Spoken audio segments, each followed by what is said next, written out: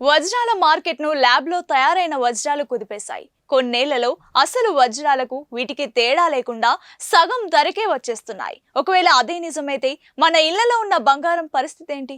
లాకర్లలో దాచుకున్న బంగారు నగల విలువ ఏమవుతుంది? సున్నా అయిపోతుందా? అవును, శాస్త్రవేత్తలు బంగారాన్ని కృత్రిమంగా సృష్టించగలరు. కానీ ఇక్కడే అసలు ట్విస్ట్ ఉంది. ఇది మీరు అనుకున్నంత సులభం కాదు. ల్యాబ్ వజ్రం అంటే ఏంటి? అది కార్బన్. భూమి లోపల విపరీతమైన ఒత్తిడి, వేడికి గురైన కార్బన్ వజ్రంగా మారుతోంది. ల్యాబ్ లో కూడా అదే ఒత్తిడిని, వేడిని సృష్టించి వజ్రాన్ని తయారు చేస్తారు. ఇది కెమికల్ ప్రాసెస్. కానీ బంగారం అలా కాదు. బంగారం ఒక మూలకం.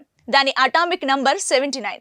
బంగారాన్ని సృష్టించాలంటే పక్కనే ఉన్న మరో మూలకం అణువును విడగొట్టాలి లేదా కలపాలి. దీన్ని న్యూక్లియర్ ట్రాన్స్ముటేషన్ అంటారు. ఒకే ఒక్క ఔన్స్ బంగారం తయారు చేయడానికి కొన్ని వందల కోట్ల డాలర్లు ఖర్చవుతోంది. ఆ పార్టికల్ యాక్సిలేటర్ ను కొన్ని నెలల పాటు నాన్ స్టాప్ గా నడపాలి. దానికి అయ్యే కరెంటు బిల్లే లక్షల కోట్లలో ఉంటుంది.